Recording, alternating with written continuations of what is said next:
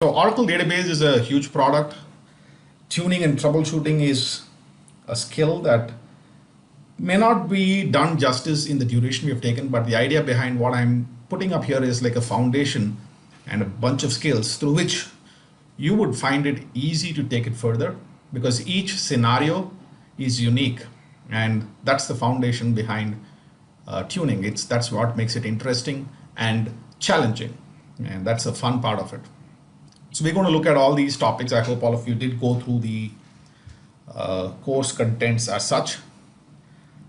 So let me go ahead. So basic idea behind Oracle database architecture is what I expect. An experience in already going through some cases of troubleshooting would be of help, not a mandatory thing, but it would surely help. So in this course, I'm going to look at thinking out of the box. It's not necessary you always get a tuning solution by looking into the problem. You'll have to look outside, and that's going to be a big focus. And I'm going to have quite a few examples in terms of how we look at it, and also some experiences about how I went about fixing some issues and things like that, which will give you a perspective of how you would have to approach. So if you had seen my video on YouTube on is performance tuning an art or a science? So I've already answered it there. It is a mix of both. So if you just take it as pure science and try to look at the rules, logic, etc., you may arrive at a solution. But if you look at it as an art, to look at, when I say art, it's about imagining and being creative about bringing about a solution, then it would surely help. And I will surely give you some examples on that front also. So here is our first example. So case study 1, we're going to spend some time on this from your experiences. So there is a complaint from users. When I say users, these are users who are using the application. The application is obviously connecting to the database, and the users are complaining that the application is responding very slow, and you as a DBA or you went and asked the sysadmin who went about saying on the database server, CPU utilization is about 10%. So now the question to you is, what is going to be your initial reaction to this situation?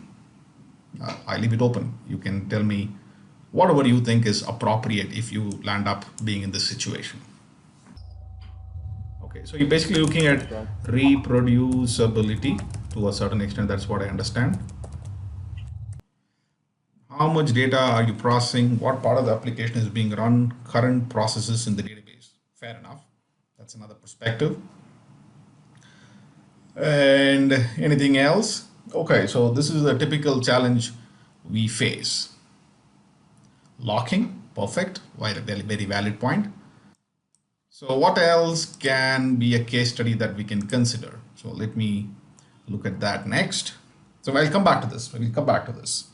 Whatever I've put up here as a case study, we will come back to this. So let me clear my whiteboard and go to the next slide.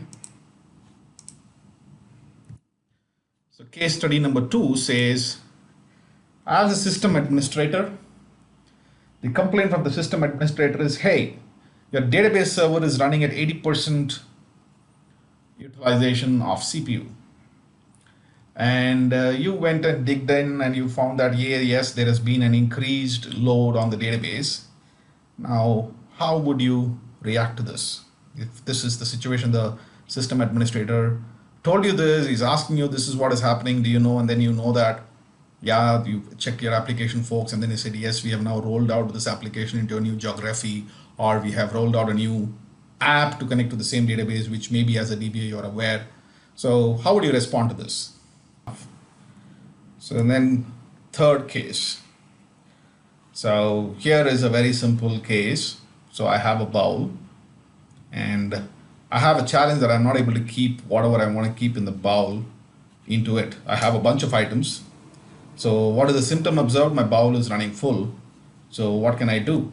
So here is the solution for case study 3, or the situation for case study 3, where I have a bunch of fruits maybe, and I want to fill this bowl with all these fruits, but unfortunately not all of them are fitting in, so there's something extra. So the solution that somebody can tell is, hey, buy a larger bowl.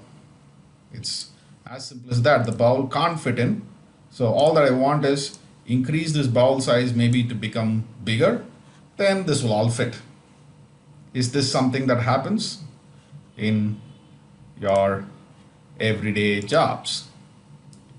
Maybe, may not be. So that's the question. So let me go back to the two cases I brought about. So number one, so the first thing I'm seeing here is users are complaining that the application is responding very slow. And on the database side, we see that the CPU utilization is 10%, which means the database is not very busy from a CPU perspective. That is all we can decide. As you all said, I want more information. So the second thing we want to know is, what is the database doing? Is it doing work or not? Now, how do we figure out whether the database is having work? And whether it is using CPU or not is secondary. But how do we know what is the time spent inside the database? For example, what I'm saying is, let me stop this slide and let me go to the whiteboard. $V session will let me know what are the sessions and what they are doing right now. But what I'm trying to say here is, let's say I have my database, which I will represent as a box here. And I of course have an app or the applications server, and my users are all connecting to my application server. There could be some sessions that are made directly into the database. Now the question I have is, what is happening inside the database? Now, why is that a question? Because we know that as per the understanding, CPU utilization is low. That's only 10% utilized. Now the question we want to know or we want the answer for is my database using 10% of the CPU and otherwise free, or is it busy waiting for something else? Or otherwise, to put it in Oracle terms, are there other waits that we are waiting for? Because from a $V session, you will have to keep on querying it again and again and again. And that's where an AWR report, which we will come into more details later, will let me look at an overall perspective of the database or the instance, to be more precise, as to what it is doing. So it could be that the database is using just 10% of the CPU and not doing anything else, which means there are no waits. Then probably the issue here is not inside the database, but maybe in the app, maybe in the network, or maybe in the client, or maybe in the network between these. So anywhere there could be a problem. Unfortunately, all of you are DBAs and you would have had this situation where anything as a problem from an application, the first culprit is the database, even without knowing whether the problem is there or not. It is always reported the database is having an issue because it's an easy blame game to put up. I have nothing against anybody, but that's a typical approach that is taken. So that's the first part. Any things that you want to say here about whatever I told or questions, you're open to ask or specify, please. Okay. So I've even had a situation where my participants in other trainings that I have delivered come and ask, Ram, is there a way that just because there is an Aura error does not mean it's a database problem? The database throws back an error as Aura something which comes in your exception file or in your log file. That does not mean there is a database problem per se. So which is a very valid point. Now coming to the second scenario. Now my database is running 80% on the DB. Now I never mentioned anything about, okay, so the users didn't complain anything here. So that's the interesting part here, which means maybe everything is working fine as far as the end user is concerned. It's just that the system administrator has observed that there is a spike in CPU utilization. So we are aware that there is an increase in load. So the first question I'm going to ask is, okay, what was the CPU utilization yesterday? Because assuming It is today that we have increased the load. What was the CPU utilization earlier? Was it 75? Was it 60? Was it 40? Was it 30? Whatever be the case. And what I realized by seeing that the CPU utilization has gone up is just that the database is using the resources. So, and I'll come back to CPU utilization shortly. We'll come back to that. So the third part, which is go for larger hardware. Any comments on this? Because this is something you might be encountering regularly. Let's buy a bigger hardware. Let's buy a bigger box.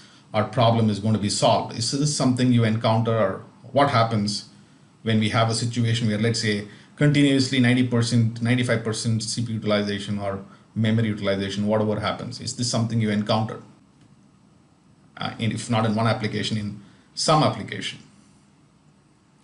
So it is not necessary you need to increase your hardware. So that's what I'm trying to say here. That's not the fix. That could be a fix in some cases. Sometimes you may not be able to optimize further. So we'll come to that. So here is another interesting question, which is again summarizing whatever you might have done in your experience so far. So do you have experiences where the systems just perform bad? When I say system performs bad, okay, here's an interesting question. How do we know whether a system is performing well or bad? So before I go into, have you had this experience? So what's your thought on that? So as I told you, I'm going to make us all think out of the box. As I told you earlier, I'm telling the same here. So a system, what is a system? Anything that is providing a service, I will call it as a system. So we'll walk out of technology. We'll walk out of technology and look at something in real life. So you go to McDonald's and you order a burger, or you go to a bank and you want to encash a check. So this is a well-oiled system, if I call it so, where you go to the bank or you go to McDonald's or wherever you go. When do you, as a user, tell that that is not working well from a performance perspective? We are here typically, we're not talking about the taste of the burger or the looks of the teller at the bank, but in terms of pure performance. Response time. Time. Okay, so you're going to go by response time. And how do you tell whether the response time is acceptable or not? When do you call it as bad? Yeah, so finally it boils down to this one thing called SLA. That's what determines what is called as a service level agreement. So if you go to McDonald's and you don't get a burger in 10 minutes, somebody can be unhappy. If you don't get a burger in 1 hour, somebody can be unhappy. Or if you don't get a burger in 1 minute, somebody can be unhappy. So all this is okay. But to ensure acceptable response time, when I say acceptable, they upfront tell you, when you enter McDonald's, there is a board that says your money back if you don't get your burger in 3 minutes. So, or whatever be the case. Or you go to the bank and they say, we will give you something if we can't encash your check within 10 minutes. So the foundation behind telling whether a system is performing well or not goes back to more than hardware utilization or anything, back to the fact whether our SLAs are being met. That's nothing technical per se. That's more about identifying what is the expected response time for different operations. And once you have that, now then comes the bigger problem. How do we find out whether the SLA is being met? Now that's a different challenge. If you come into the McDonald's case or the bank case, it's pretty simple. You take a token and then you see by when you are finished with your task, we can identify. But if it is inside a database, or if it is the case of an application response time, we need to be able to track whether we are meeting the agreed SLAs. And if we are not meeting, then our system is performing bad. If we are meeting, irrespective of whatever be the load, memory, top command, ratio analysis, we are good. Does that make sense to everybody? You might still do some proactive tuning. That is a secondary aspect. You might still say, hey, we are hitting a threshold beyond which we might land up having a problem. But even though you're running, let's say 85, 90%, 100% CPU, and you're meeting an SLA, actually we don't have a problem. So that's an ideal way to look at things. Okay, now let me go back to the slide. I'm going to share my screen again, and I'm going to ask you this question, very simple question. Have you seen systems performing really bad, and have you seen systems performing really well? So when I say bad and good or well, I am looking at getting complaints from the user. So that's precisely what I'm saying. The secondary problem is where you have hardware issues. Now that's secondary, and typically hardware issues will be pointed out only when response time is not acceptable. Now it could be a OLTP response time, it could be a batch response time, it could be a data warehouse query response time, it doesn't matter. Now here is another important question on the same context. Now whatever we call as good or bad, now the question that is simple here is, was it by chance? Was it a surprise? Or was it planned? Whether it is good or bad. What's your thought? How often have you had a case where something went bad by chance or by surprise, or it was planned to run well? The fact that index was missing resulted in the performance being bad. Fair enough, you were able to identify that and you put in the index. Now the question I have is, the fact that the index was missing, was it by chance? Was it a surprise? Or was it a planned activity in the sense I did not plan for it? So what I'm trying to say here is, nothing happens by chance or surprise. If at all we say it is a surprise, it just means that I didn't think about it. That's a better answer rather than saying I didn't expect it. Rather, I would say I didn't think about it or I didn't plan for it. So when we say I have the system performing well, that's because they tested it. That is the last cycle in the delivery. But there is so much more that had to happen even before you can go about testing, and that's where the entire release cycle comes into play. So any typical software project is going to go through this. So we're going to understand what is required. Then there is analysis and design, through which they document how this is going to be developed, built, test it after developing based on whatever you designed, deploy it, and continuous maintenance and support. So the success of your product, or the good or bad performance of the product, is not just a result of here. We can't say only here. We can't say only here. We can't say only here. It starts from here and goes all the way here. Any miss we do in any one of these is a reason for performance issues. Now, let me give you a very simple example. So I want to build a system which has the following characteristics. So I'm going to say I need to create a system which is going to manage orders. It's as simple as that. So now, typically what happens next is, okay, tell me what's the functionality. And what happens there is, this is where the requirements are brought in. I want to be able to click on something, and then I need to enter whatever I want and then submit. So let me design for this. Let me develop. Let me deploy. And a good question which was missed could be as simple as, how many orders do I need to process per second? Now that's baffling. It might look like rudimentary, right? It is pretty rudimentary. But if we did not think about this when we created our system, then the entire cycle all the way here has gone wasted.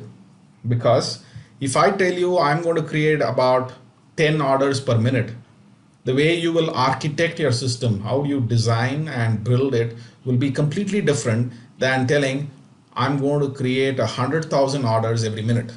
Both are possible, right? I could have a system which does this as well as the other end. Now, what I'm trying to say here is very simple.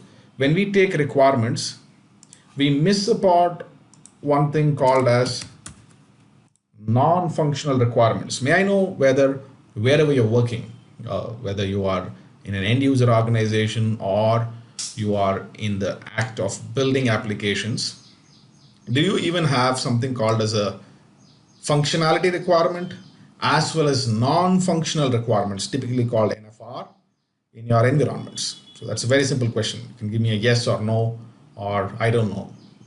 All are valid answers. And if you have a non-functional requirement in your cycle, what does it capture? Or you don't have it, then I'll tell you what it is supposed to. So what is a non-functional requirement? Non-functional requirement is pretty simple. So as I told you earlier, if I were to say I need to build a system with a particular functionality, that's just giving me functionality. But if I'm going to say there are going to be X number of inserts, there are going to be Y number of updates, and there are going to be Z number of deletes, and of course there are going to be N number of selects. Now I have, number one, taken care of all that SQL that can be happening, and secondly, what is the history transactions I need to maintain? Is it the last 6 months, 6 years, 10 years? Again, regulatory compliance needs certain amount to be kept. Then comes, to build this functionality, how many tables do I have? And how many concurrent users are going to access? Now, these all look like I don't know. Now, if you don't know what you're building, how do you know who can use it? It's as simple as telling, if you said that I want a transportation facility for going from London to New York, there are n number of ways in which the transportation can be arranged. But unless you know how many people are going to be there, are there going to be goods, what is the speed at which it has to happen, etc., etc., etc. There are a lot of questions that have to be asked. Then you will identify the most appropriate one. So there is a lot to be thought about even before building a system. And so the underlying factor we need to keep in mind is it starts from requirements. Typically people say analysis and design is important, but more importantly, capturing non-functional requirements is the first step. And if you don't capture it properly, performance is going to be a surprise. I don't even know till it goes to production, because I tested for something, what it is going to be put to use is entirely different. Now I have a different question before I go into this, and that is as follows. Let's say I have a database and you are a DBA. You're such a nice DBA, you do things proactively, meaning you don't wait for people to complain. You're having your own scripts, or you're doing whatever Oracle offers in the form of enterprise manager and stuff like that, or you're using your own tools. Whatever be the case, no complaint has come up, but you went and picked up a SQL from inside the database, which you picked up from $V session or wherever you picked up, and you saw that it ran for 30 minutes. And you know there is an SLA that anything more than 10 minutes is a problem. And you saw the SQL. And this SQL was not only taking time, it also consumed a lot of CPU. Now, what would you do as a DBA who is monitoring this database? You just went and found from $V SQL or wherever. What would be your next step? I will put the answer. It has got a Cartesian join on two tables, each having 10 million rows.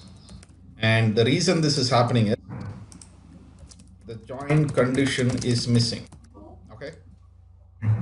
So now what will you do next? We need to highlight the developer that To the whom? join condition is to the developer Okay. who developed the code. Okay, fair enough. So that's precisely what I wanted as the answer. I maybe put it too easy at the upfront to give a different varieties of answer. The question that I'm going to come up next is, okay, we know there is a problem with the SQL. It's a simple example. Okay, it could be anything else.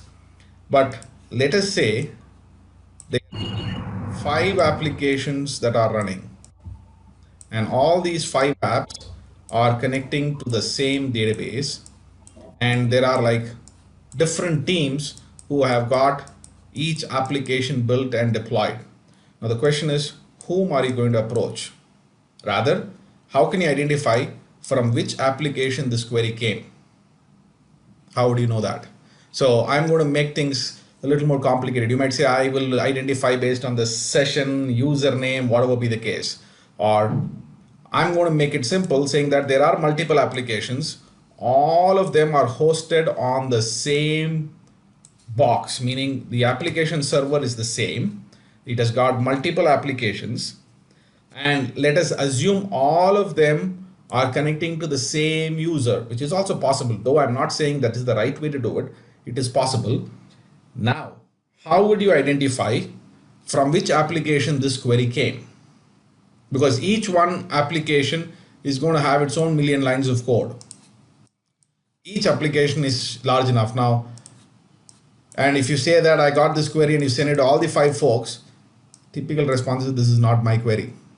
How can you pinpoint exactly from where this query came? That's all is my question. Interesting question, right? Is it something you encounter, or is it something that is possible? Yeah, we narrow down the machine or program from VDOLA session. Caution the Fair enough. So that is where I tried to give you the googly. Ah, fine. Rahul, that's a nice thing you brought about. DBMS application info. So there is something called as module and action. I'm going to come to that shortly. But to whoever just spoke about machine and program, so I'm going to nullify that. All the applications are running on the same machine, and let's say all of them are JDBC applications. So that's not enough. That's not enough. So here is a nice thing that Rahul has brought about. There's something called as DBMS application info. Yes, in VDollar session, there are certain columns which generally are not populated. Things like service, module, and action. Now, why is this important? Because this course is 2 parts, and it's very simple: troubleshooting and tuning. Now what do I mean by troubleshooting is very simple: to identify where is the problem, and once I know the problem, I can approach it by fixing it. Now, if I don't know where it comes from or what is the problem, it's going to be very difficult to tune it. Does it make sense? Now, this is just one scenario. That's why I said I can go on and on for 2 months talking about this each and every scenario. But the first thing is to identify where is the problem or what is the origin. So in the example that I gave, if you had used services, module action from the application side, it would have been made it easy for you. You don't need to do anything. You will just look at the $V session and you can just pick up and tell. Or if you looked at any of the diagnostics that an Oracle database can give, you'll be easily able to spot what is the source of this problem or where did it come from. Then we can exactly pick the code, because there is a possibility the same query is sitting or similar queries are sitting in 5 different places and you have no clue when did it land up having a problem. So that's something which is very, very important. So here is a very simple case to understand about this. Unless you know what is your problem, you can't fix it. So that's where I don't know whether I put it on the video or not. So let's say I suddenly complain of chest pain, and I'm taken by my folks at home to the doctor, physician, and the physician checks me and then says, "Hey Ram, you're running a heart problem," and gets me admitted and treats me for my heart pain, or the pain that he has thought is because of my heart, but actually it's an indigestion problem. So whatever treatment he can give to fix my heart is not going to solve my problem of pain, because the pain is not because heart induced, it's because of whatever digestive problem.